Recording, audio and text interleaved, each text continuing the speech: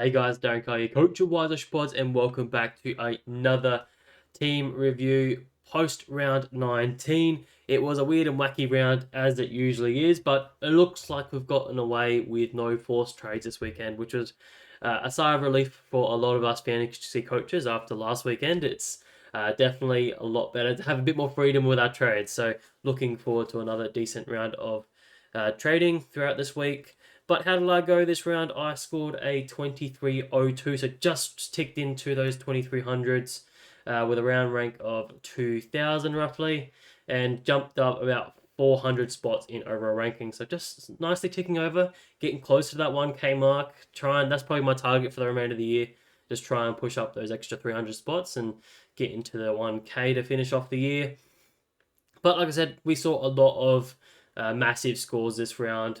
I think we had four scores or three scores over 150. Just unreal. So yeah, some massive scores realistically. But my plus three this weekend probably has to go to Nas. He didn't score my biggest score on the field this week, obviously with Dacos there, but Nas just looks unreal at the moment. He went into the midfield, played full time mid for Saints this weekend, and just absolutely killed it. Just everywhere, doing the tackling, doing the marks, and obviously got plenty of touches as well. And even snuck forward for a couple of goals. He looks so damaging at the moment, and I probably just need to start trusting him a little bit more with the VC and Cs, so my captains, and he's got that massive run for the next 4 weeks, particularly that I think we'll be using him a fair bit. So yeah, definitely looking forward to using him a fair bit more. But yeah, I just love his versatility. He's just getting it done wherever he is on the ground, whether it's off halfback or even in the midfield. Haven't seen him a huge amount up forward, but doesn't really matter. He finds a way to demand the ball and get it wherever. So he definitely deserves my plus three, and probably hasn't had the much love for how good he has been so far this season, particularly the second half of the season mostly. But yeah, he's just been unreal so far this season, and it looks like he's going to be a massive fantasy player for us for probably another decade or so. So he can have my plus three. My negative three has to go to Dean Cox. Obviously, Brody Gundy's coach, resting him at 3/4 time, or throwing him forward after 3/4 time, was not what I wanted with him with my VC. I wanted him to keep going on with those hitouts, get the record, and push up to that 150 that he was on track for. He was on 118 at 3/4 time. It was like, oh yeah, this is a walk in the park 150, but only I think 11 points in the last quarter. Only getting one mark and a couple of touches here and there up forward, and yeah, hugely disappointing. Lower time on ground. I can't say I didn't expect it with obviously Laddams being the sub, but North were in the contest until that midway through that fourth quarter, so I thought they'd at least be around the ball until they got a little further away, but unfortunately, they did get blown away a little bit in that last quarter, so they had the luxury of resting him. But that's all right, as long as he is good to go for the remainder of the season with his massive run. That's the priority, I guess. But it would have been nice to have those extra 20 or 30 points as my VC, as there were some big scores that we were chasing as well. So, oh well, that's okay. But yes, as I said, my captaincy, I did go the VC with Brody Grundy, so I ended up just taking that. I was rolling into Jordan Dawson. Thankfully, I did not do that. Jordan Dawson, man, he just some reason just looks lazy at the moment. He just doesn't seem to have that thirst for the ball, even though he has the capacity. He just sits forward a shit ton, realistically. Particularly in this game, he sat forward for most of the game, and that's pretty much about it. So yeah, hugely disappointing. Didn't hit the scoreboard as much as what we sort of expected him to. Dropped 2 or 3 marks. They were, speckies, but yeah, could have easily clunked them a fair bit. And if he was on top of his game, he definitely would have, and that would have been a nicer score. But yeah, definitely not the massive score that we were expecting from him. So hopefully he didn't go there. A couple other ones, like a Golden didn't go well if you went there as well. Just yeah, some weird scores going on. Sort of like a round where the matchups didn't really matter too much. It was just pure football. The best players got it done, like your Nasai's, like your Dacos's, and whatnot. So yeah, overall happy with how it went. But Review my trade. So I'm actually okay with my trades. Like, it wasn't probably perfect, but at the end of the day, this is what I settled on fairly early. Cherry and Martin had to go, and I went to Grundy and sorry, Gorn and Martin. I don't know why I keep calling Grundy. But yeah, I got exactly what I expected from Gorn with a 102. Was expecting around that 105 score, so I hit that.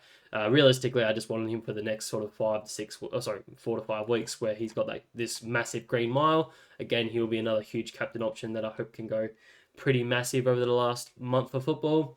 And Jack Martin wasn't the role that I was expecting with a 75. He played all the time up forward and kicked 2 goals, had 7 marks, 6 tackles, just was a small forward for them. Still low time on ground, but yeah, that is obviously a bit of a worry for me. But at the end of the day, still hit a 75.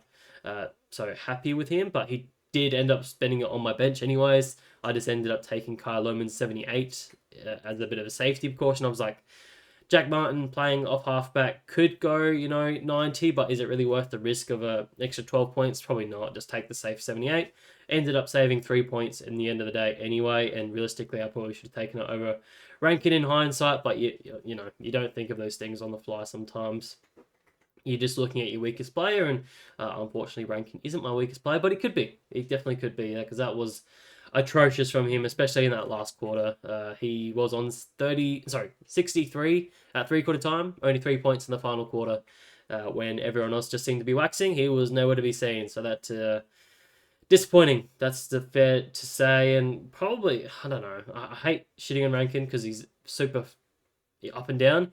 But looking at his run, he's got West Coast and North, to finish off the year. He's got the showdown next weekend. You'd think he gets up for that one. Hawthorn the week after.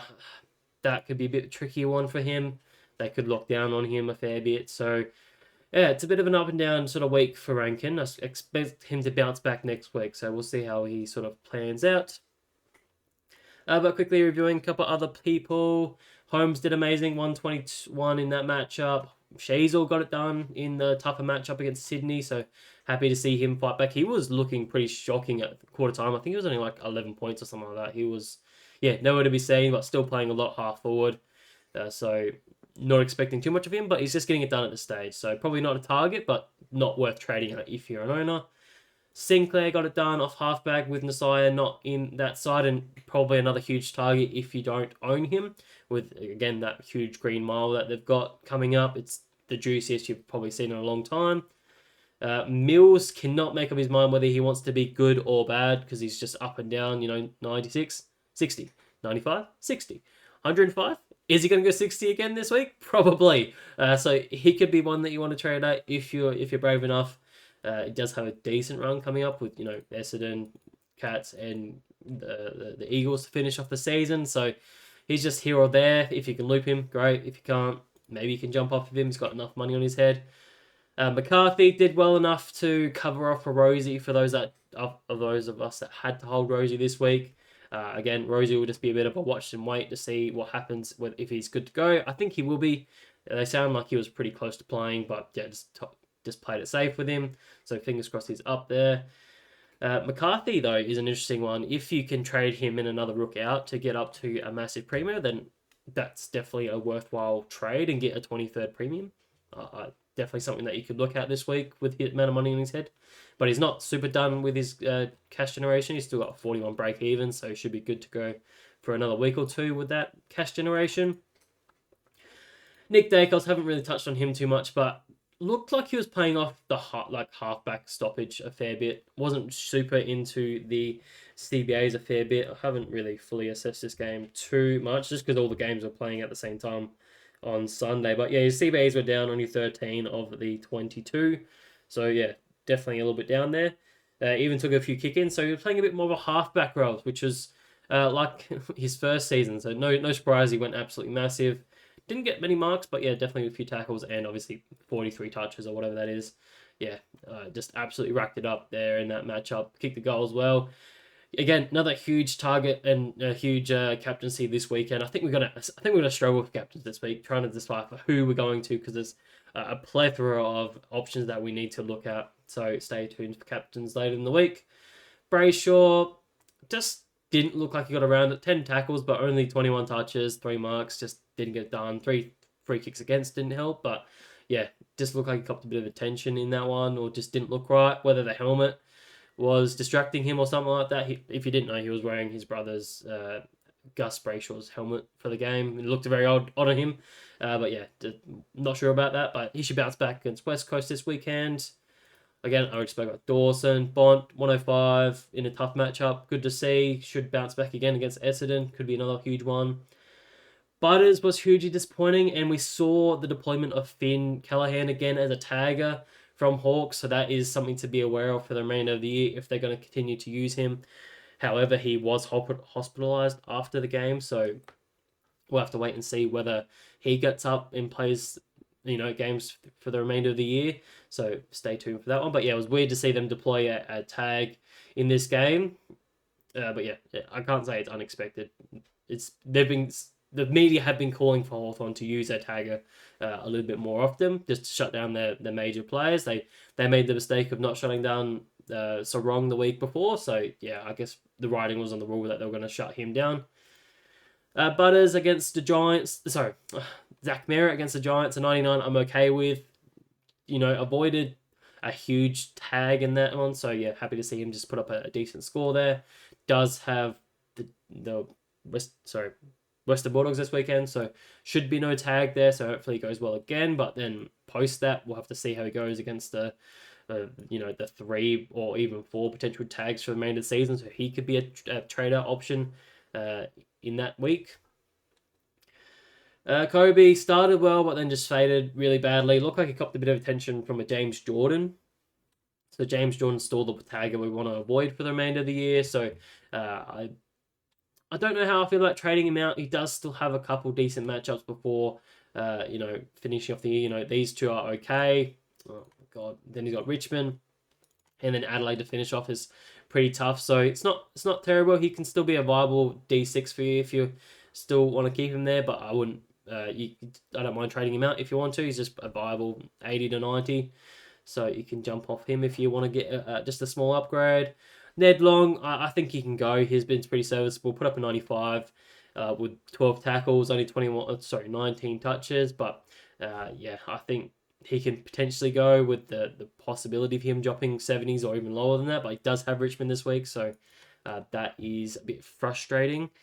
He could obviously go well, but we've seen in the past that even in decent matchups, he does go poorly. So if Richmond can't get their hands on the ball, then who is he going to tackle? How is he going to get his points? So I think he can potentially go this week. Both the Liddy and Johnson did pretty badly in their cash generation, and both of them are now going to plummet in cash a little bit. Both of them, well, I think Liddy just went up, 17K with a lower break even, but yeah, I think Johnson's the one that needs to go, dropping 22K if he's still got him.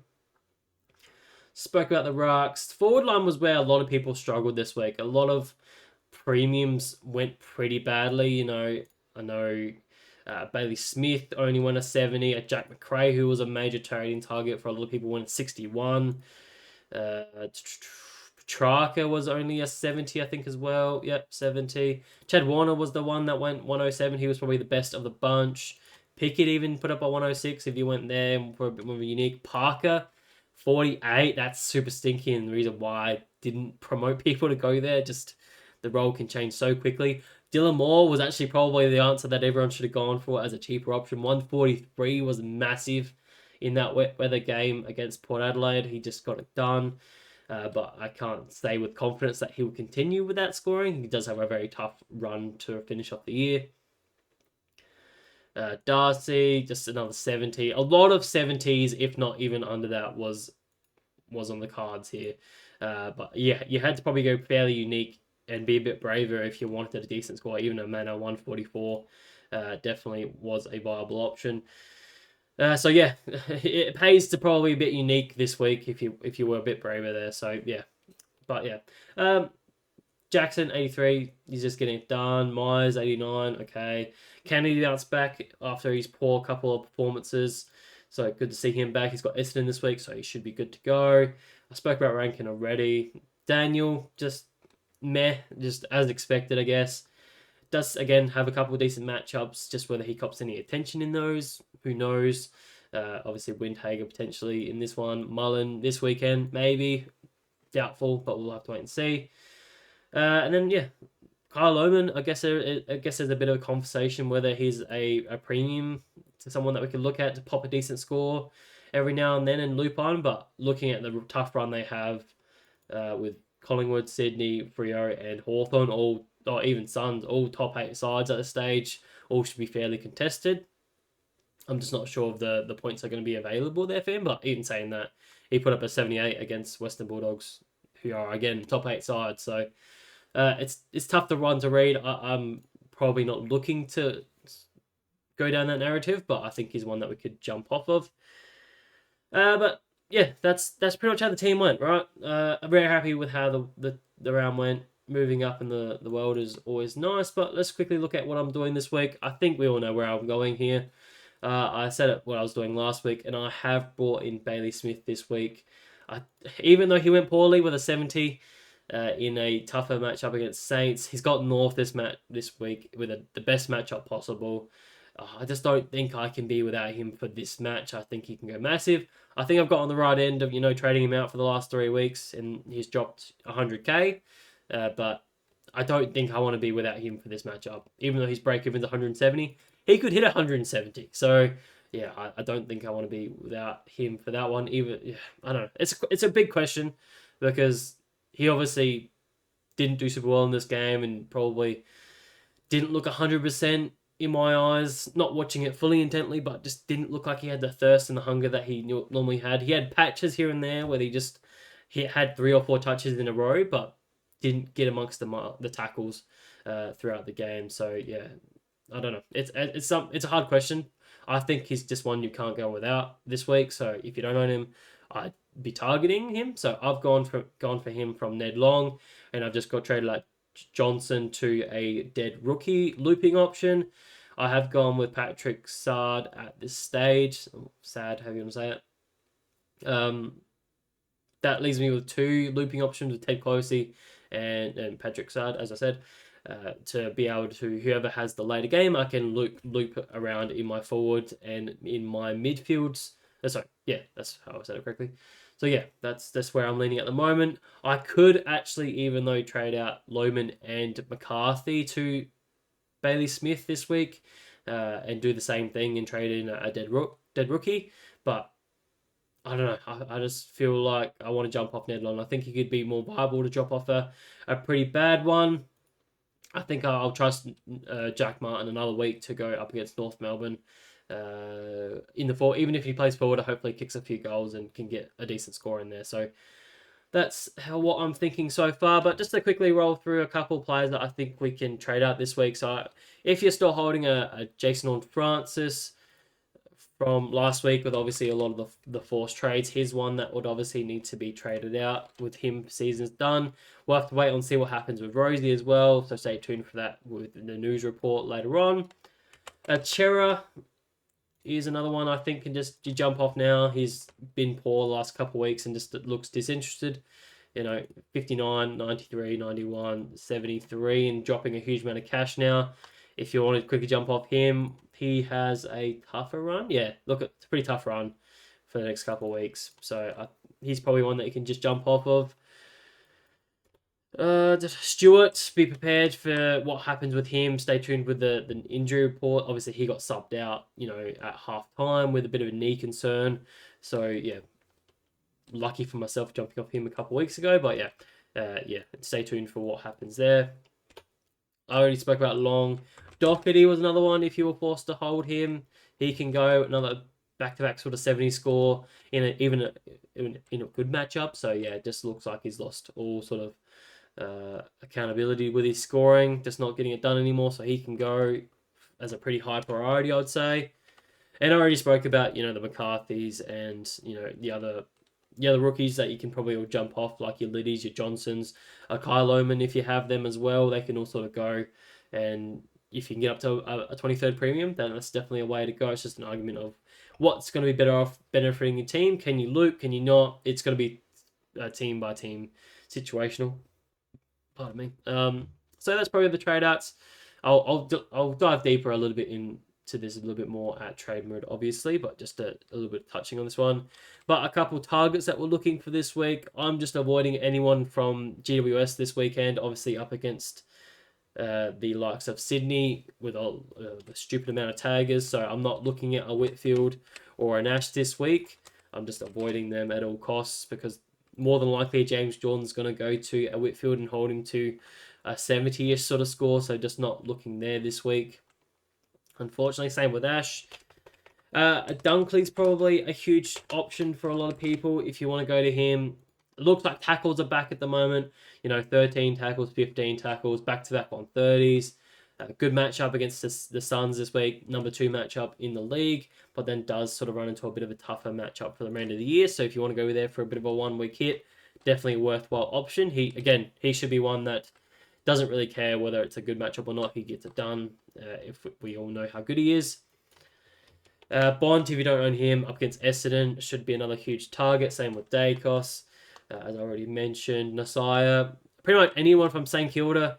I sort of spoke about them already, but yeah, Steele was probably a huge target. Gone 130, 136, 119. Again, the Green Mile is definitely there. And again, the tackle numbers, 15, 13, 14. He is just getting so many cuddles in there at the moment. So he will be probably in the top 5 trading targets this week, I'd predict, just off the top of my head so far, but we'll have to wait and see how that happens. But again, anyone from St Kilda can pretty much get it. So if you don't have an Nasaya, he's probably number 1 target for you.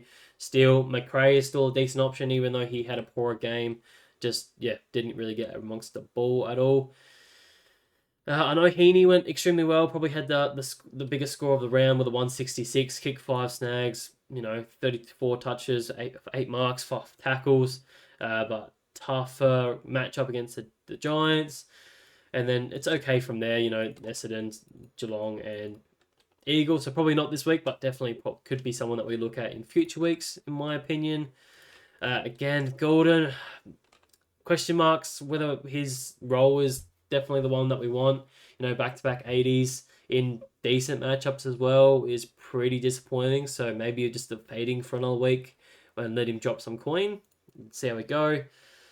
Rucks, though, if you are still looking, if you did the play where you did Jackson into the ruck for 1 week, you really got to get one ruck in this week. So Grundy's obviously the one that a lot of people will be targeting this week with his lower price, obviously still dropping.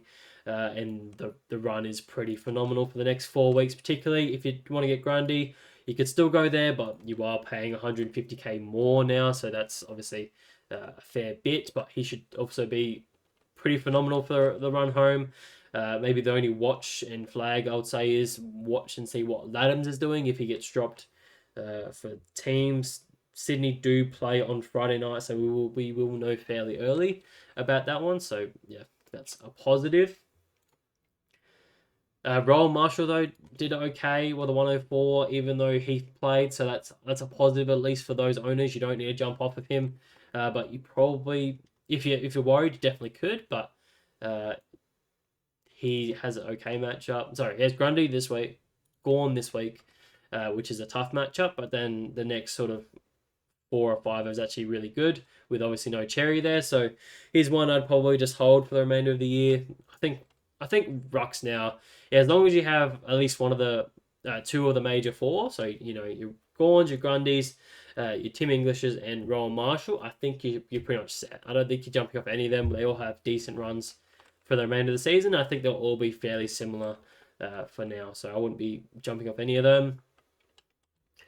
Sarong is another huge target at a cheaper option if you wanted to go down there. He's got West Coast this weekend, and he doesn't look like he has any more tags for the remainder of the season. That's what's been really holding him up since his bye, realistically. He's only had the 2 tags against Windhager and Jordan, and besides that, he's probably averaging 120 in his last 4. So, yeah, he's definitely probably a huge target if you're shopping in that sort of area. Definitely achievable at 950k, so definitely worthwhile. Don't see a tag coming from Carlton. Chincotta is injured at the stage. Port Adelaide, Drew, maybe give him some attention, but it's not like this hardcore tag that we're used to seeing from other teams. Dunkley maybe goes to him and just, does stoppage work, but nothing too crazy. So I think he should be good for the run home. if you want to jump there this week, is probably one I recommend as well. And that's really all I had on the list. Obviously, as I spoke about, if you don't have a home, here's another one you could jump on against North and a good run home, Essendon, Richmond, finish the year. Yeah, that's probably about where we're at this stage. I don't think there's any major concerns. It's nice to have a bit of flexibility this week. But we'll wait and see how and what happens throughout the weekend, guys. So hopefully you guys have had a good weekend. Hopefully your ranking is improving each and every week. If not, don't give up. There's still 5 weeks to go, and we can hopefully have some decent fun over the next 5 weeks to finish up the season. So all the best, guys. Thank you guys for watching again, and I will see you on Wednesday for trade mode. Cheers, guys.